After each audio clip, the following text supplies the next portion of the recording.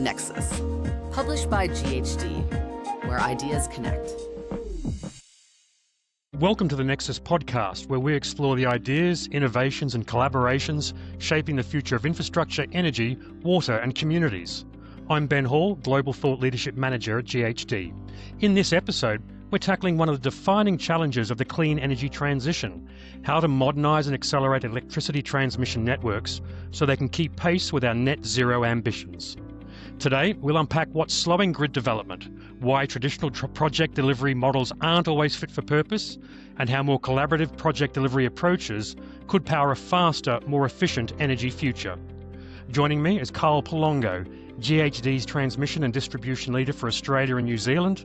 Carl has worked in the transmission and distribution industry for more than 28 years across Australia and internationally. Thanks for joining us, Carl. Thanks for having me, Ben. So look, the Nexus article you co-authored with Craig Palmer starts with a clear warning. The grid is becoming a bottleneck in the clean energy transition. From your point of view, how urgent is this problem and what's at stake if we don't address it quickly? Good question. We do need adequate new electricity transmission infrastructure to be able to support the significant increase in renewable generation that's needed to displace fossil fuel generation. And what's at stake, if we don't do that? Well, our decarbonisation targets are at stake. Our greenhouse gas reduction commitments are at stake. If we can't connect this new renewable generation, we have to be able to displace, especially the coal-fired power generation. If we don't displace it, we're not going to meet those targets. So there's a fair bit at stake without being overly dramatic. And it does come back, and we'll talk more about what it means in terms of the transmission infrastructure, which is clearly a bottleneck at the moment, and what it actually means in terms of how we actually get over that.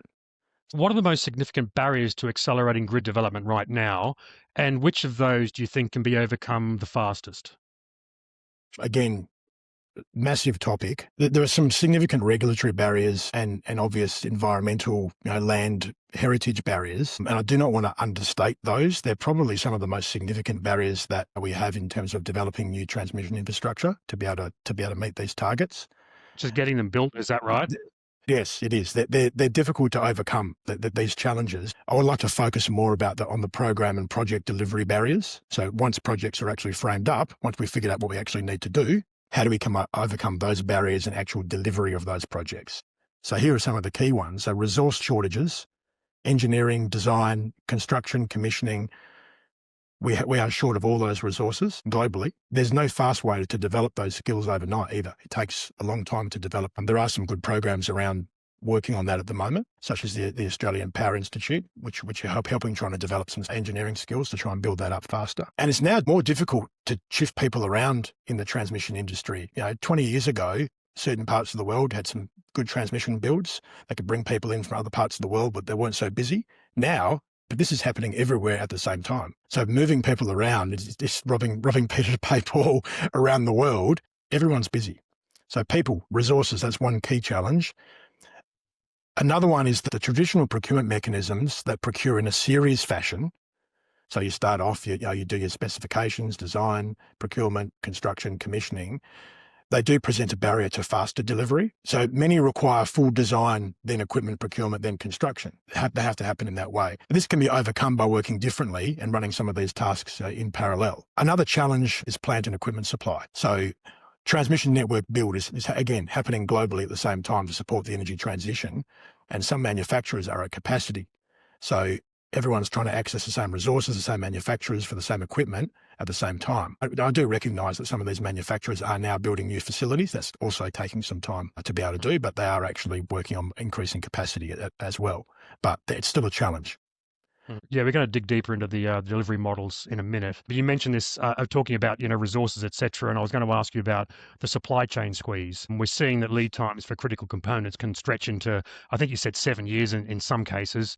Is that correct? And how has this changed the way projects need to be planned and delivered? Yeah, absolutely, it does. So this challenge, it emphasises the need to understand the key plant and equipment requirements very early in projects. So specs need to be developed early. Orders placed with suppliers, which is they're usually on the critical path, and now they're definitely on the critical path, some of these key pieces of plant and equipment. So if you don't place those early, whereas before, sometimes they weren't on the critical path. Now, you have to do them very, very early. So it's often difficult to do that because a certain amount of engineering needs to be done to be able to work out the requirements to develop the specifications in the first place. Now, in terms of what some strategies that are in place to get plant and equipment ordered early and get it off the critical path or get it done earlier, usually still on the critical path anyway. Most transmission utilities have what they call drawdown contracts anyway with suppliers for key plant and equipment. So the suppliers know the specifications and roughly how many of each item will be required under a contract. And there's a bit of flex in that. They can get some more or less over time.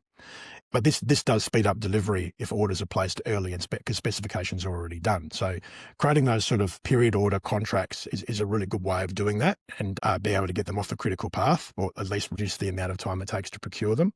A good example that I've got is the Marinus Link project in Tasmania, which is the new HVDC cable connection between Tasmania and Victoria. It's an undersea HVDC connection. So you've got undersea cable and you've got HVDC converter stations, two items of plant that are very highly sought after in the world and only a few manufacturers in the world make them. So very much on the critical path of this project.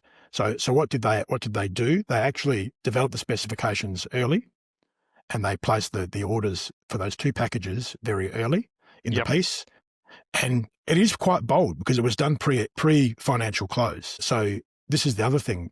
Some of these orders, if you don't at least place them early, and there may be penalties if you don't actually fulfill those orders, but if you don't place them early, then you're not going to get your project done in the time frame that you need. It's going to extend out.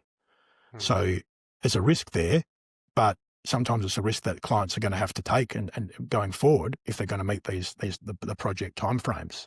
So there are some different ways of actually procuring these days to be able to secure these production line slots that are highly sought after globally. So there are very highly complex logistics and problems to overcome before you even get started. So it's probably a good time to dig into the delivery models. And I know that you sort of believe that traditional sort of engineering, procurement and construction or EPC models and other conventional project delivery models can often struggle to deliver at the speed and the complexity we discussed to meet transition demands. Are there any situations where they still make sense? Yeah, absolutely. There are definitely situations where EPC makes sense. So if you've got well-defined scopes of work, and there's adequate time for project delivery, and there's good competition in the market for contractors and others that you need to be able to deliver in an EPC fashion, then it does actually make sense. You can get a sharp price, you can get your time frame, you can actually push some risk to the EPC contractors. But what we're seeing is with compressed timeframes, it's becoming a bit of an issue to be able to do full EPC in a serious fashion. Yeah. Because obviously when the market's hot, there's lots of work. There are fewer contractors who can actually bid on it in the first place. And they're going to gravitate to the projects that are less risky. Or if they're pricing your project, they're going to price in more risk because they've got more work than they can handle anyway. So the clients are going to be paying more. There are some issues with the sequential nature, I suppose, of EPC when you're trying to go really fast with projects, but they do have their place. And like I said, they will continue to have their place. So I'm not here to say, no, don't do EPC. Absolutely not. It has its place. It's more about choosing the right delivery model and contractor model for your project or your program of work. And you mentioned that integrated project delivery and alliancing are good alternatives. Yes. And I think you mentioned you think that they can work, and in practical terms, these models can change outcomes, can't they? Is that still your case? Oh, they can, and they have their place. When you've got to get something done where there hasn't been scoped that well, you need to get it done quickly. It's better to have a more collaborative approach with a client and the delivery partners. And it may be a number of different delivery partners, not just a contractor. There might be a designer involved. There might be others. So having a more team-based approach then actually works. You can do a number of things in parallel. I think that's the key with the case for collaboration and having alliancing or integrated project delivery teams is that you can actually do a number of functions in parallel. You have to manage the risk as well, because whenever you do anything in parallel, there's usually more risk involved to make sure that you actually get the right outputs from each of the phases at the right times. But there are certain things, you don't need to do a full design in most cases before you go and get a price for from So with the integrated project delivery team, for example, or an alliance, you could do enough design to be able to then get a price from a contractor to be able to do a package for the entire work, depending on your project or program. Then then you can move on, and in parallel, you can complete the actual detailed design. The contractor may not need that to do the pricing, but they obviously need it later on in the project, but doesn't need it up front. So you get your contractor on board to take some time. Plant and equipment can be ordered early, and then some of the delivery can start to happen in parallel with that, and you can get things done at the right time as you need it through the project. Just quickly explain to us, for those that don't know, the difference between integrated project delivery, or IPD, and alliancing. I know they're same, but they're different, aren't they? Yeah, they are. There's a continuum of delivery models, really. It's not sort of one or the other, if you know what I mean. It sort of continues all the way through to EPC, where you're pushing risk out to a contractor. But integrated project delivery teams may be similar to more of an EPCM, which is engineer, procure, construct, management model, where a client might get a delivery partner on board, a consultant on board to work with them, to maybe do some of the design as well, frame up the designs, order plant and equipment, produce packages for construction, depending on the project, how many packages you actually need, and then help manage the actual construction part and usually see the whole project through. So whether that's EPCM, whether that's integrated project delivery team, that's sort of how that works. Alliancing is similar, but it's more of a combined approach where you have a contractor, say a consulting party, depending on what you're doing, and the client themselves all getting together and working out common KPIs, signing up to a common contract under a common charter, often with pain gain mechanisms and risk reward, that everyone's in it together.